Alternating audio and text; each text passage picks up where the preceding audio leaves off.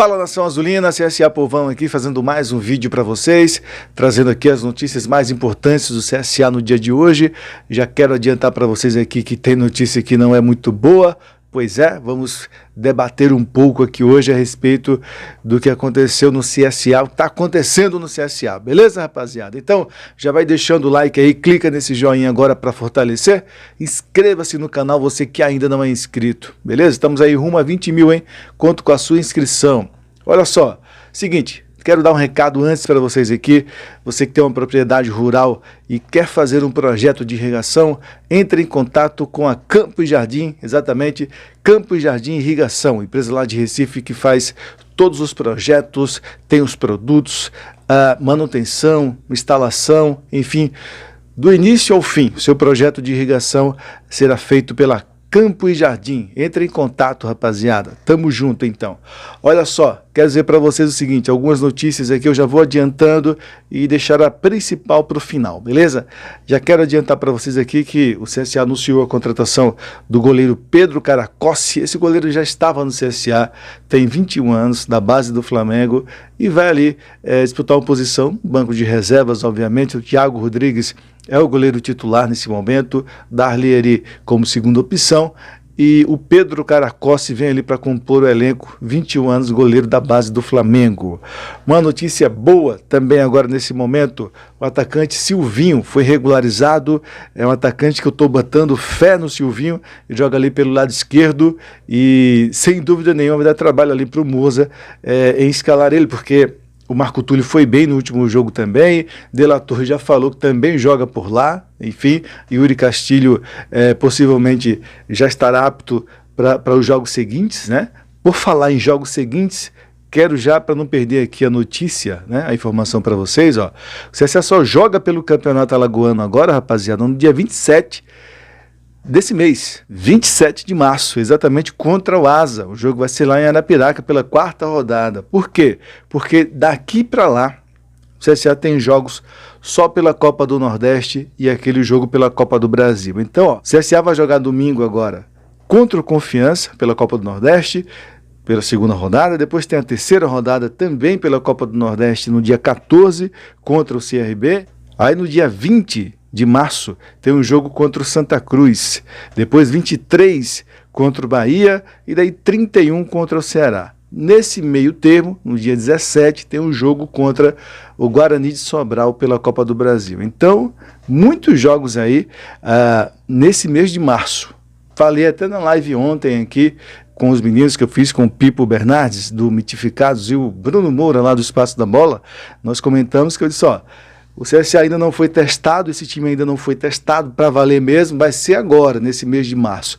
Dependendo de como a gente termine esse mês de março, dia 31, depois do jogo contra o Ceará, nós iremos saber se o time está bom mesmo, está consistente, está firme ou está ainda precisando de alguns ajustes, de alguns reforços, tá? Então esse mês de março, sim, o CSA será testado. Por falar no jogo da Copa do Brasil contra o Guarani, que está aí nesse mês, vai ser dia 17 do mês de março agora, lá em Sobral, o Sobral tentou, junto à CBF, a antecipação do jogo para 15h30. O jogo era 20 horas à noite, passou a ser 15h30. Então é um horário terrível para as pretensões do CSA, porque em Sobral tem um sol para cada um, rapaziada. O calor lá é muito grande mesmo. E eles conseguiram baixar, reduzir o horário para tarde, em plena tarde, 3h30 da tarde. Então, mais uma dificuldade aí para o CSA. O CSA precisa se atentar nesses bastidores aí, tá deixando muito a desejar, CSA.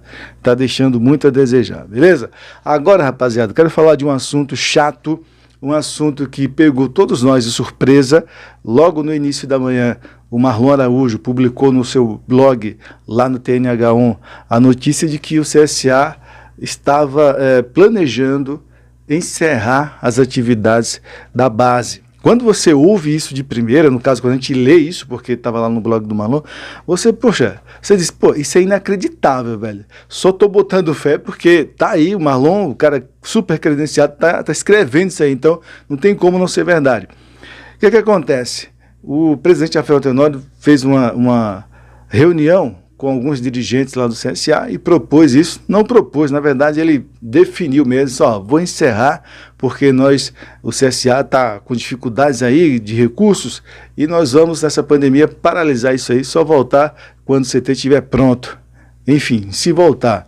Então, como sabemos, no CSA não existe muita resistência, né? Principalmente me refiro ao pessoal do Conselho Deliberativo do clube. Sinceramente, é uma omissão enorme, ninguém combate, ninguém, faz o contraponto, não é? Não existe no CSA oposição nesse momento. Aliás, nesse mandato todo do presidente, não existe ninguém, nenhum outro grupo que chegue e diga, ó, isso aqui está errado, vamos expor isso aqui, certo? Não pode fazer isso, o que é que está acontecendo? Me explique melhor isso. Não existe isso no CSA. Então as coisas ficam muito de forma ditatorial. A verdade é essa. Mas assim, em determinadas situações, em muitas das decisões, não precisa de interferência, mas uma decisão abrupta como essa, numa coisa que você olha, logo de cara você vê que é um absurdo, você fechar, trancar a porta do departamento de base do clube, isso já chama muito a atenção. Você tem que intervir, você tem que chegar junto e fazer valer o seu lugar de conselheiro, sabe? Presidência do conselho também me refiro, Raimundo Tavares, sabe? Você tem que, prestar atenção no que está acontecendo e quando tiver decisões arbitrárias e absurdas, que eu considero uma decisão arbitrária e absurda você eliminar e encerrar o departamento de base do clube, tem que alguém tomar uma decisão, né? Confrontar, mas não existe isso, infelizmente, no CSA. Infelizmente. O presidente Rafael Tenório tem muitos méritos por tudo que vem fazendo nesse mandato dele, mas tem algumas decisões que você observa, diz,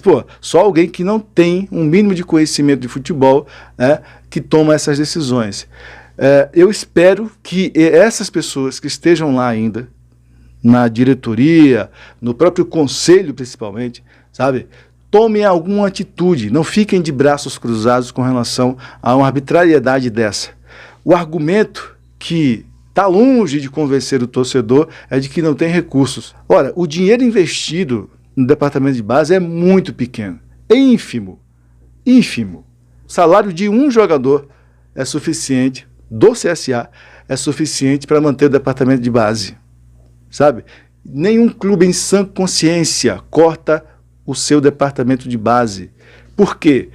Em determinados momentos, principalmente momentos como esses que estamos vivendo, de falta de recursos, né, pandemia, é onde você vai olhar para a base e pensar algumas peças e trazer para o profissional, sem precisar ter que comprar algum jogador, pagar salários mais altos para jogadores, sabe? Como é o caso que vem se fazendo já há algum tempo nesse mandato do presidente.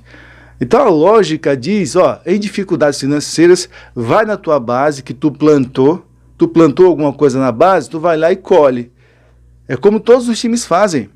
Muitos times, inclusive aqui no Nordeste, têm receitas muito boas com base. Lembro que o Fortaleza recebeu uma fortuna agora da venda do Cebolinha, do Grêmio lá para o Benfica. Entre outros jogadores que o Fortaleza está sempre pegando algum dinheiro, entrando algum dinheiro de venda de jogadores, porque formou, plantou. O CSA não planta na base. O Sport mesmo pega muitos jogadores da base e coloca no time principal, né? Em determinados momentos alguns vingam, empresta, e vai mexendo, cara. E vai mexendo. Times quebrados, assim, que a gente vê no Brasil inteiro, sequer cogitam a possibilidade de trancar a base. Porque é uma incoerência muito grande, um absurdo muito grande. Eu vejo muita gente falar em tristeza, torcedor, estou muito triste porque está trancando a base. O sentimento não deve ser de tristeza, deve ser de revolta, O presidente fala tanto, fazer mais com menos. Fazer mais com menos, ele vai fazer nada com menos, né? Ele sempre diz, vamos fazer mais com menos. Nesse caso, não vai fazer nada com menos porque está trancando a base, fazendo nada, então, com menos. Então tem que haver algum posicionamento do presidente do Conselho Deliberativo, Raimundo Tavares, e de toda a gente lá do CSA que se manifestem. chega de ser omissos para todas essas arbitrariedades que acontecem de vez em quando.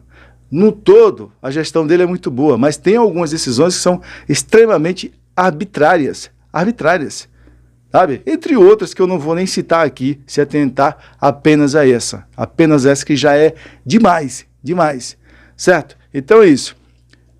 Vai ter uma outra reunião aí para ver se realmente alguém consegue convencê-lo, mas, velho, só em cogitar isso, o cogitar você trancar a base do time, já é um absurdo demais.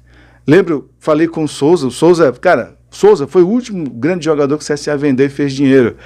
Na época, foi em torno de 8 a 10 milhões de reais que o CSA recebeu na época, com a venda do Souza, né? Lembro de Catanha, o Wilson, né? Mais lá atrás, Peu, a rapaziada, mais lá atrás ainda, Dida, né? Cleiton Xavier voltando para cá, Flávio, goleiro campeão de todas as divisões, enfim, uma enormidade de jogadores aí que o CSA sempre lançou. Por exemplo, no tetracampeonato 99, o CSA ganhou o tetra praticamente com mais da metade do time era da base. Fez a campanha do vice-campeonato na Conmebol com 80% do time da base. Foi vice-campeão da Conmebol em 99. Quando não se tinha dinheiro. Foi aonde? Na base, buscar os jogadores e quase era campeão da Conmebol. Foi vice, com o time da base praticamente. Então, é uma sensação, sabe, de revolta, exatamente isso, de revolta, certo? Logo agora que pintaram alguns jogadores aí que mostraram até terem condições de vestir a camisa do CSA. Então, tomara que essa decisão seja revista e que o departamento de base não feche em nenhum momento. Pelo contrário, tem que intensificar recursos na base para gerar jogadores para o próprio time e também uma possível venda para frente. Então, investir na base é economia a médio e longo prazo, né? Então é isso, rapaziada. Deixa nos comentários aí a opinião de vocês, certo? É importante demais ouvir também e ler a opinião de vocês aí nos comentários. Deixa like no vídeo, inscreva-se no canal, tamo junto. Valeu, um abraço, rapaziada.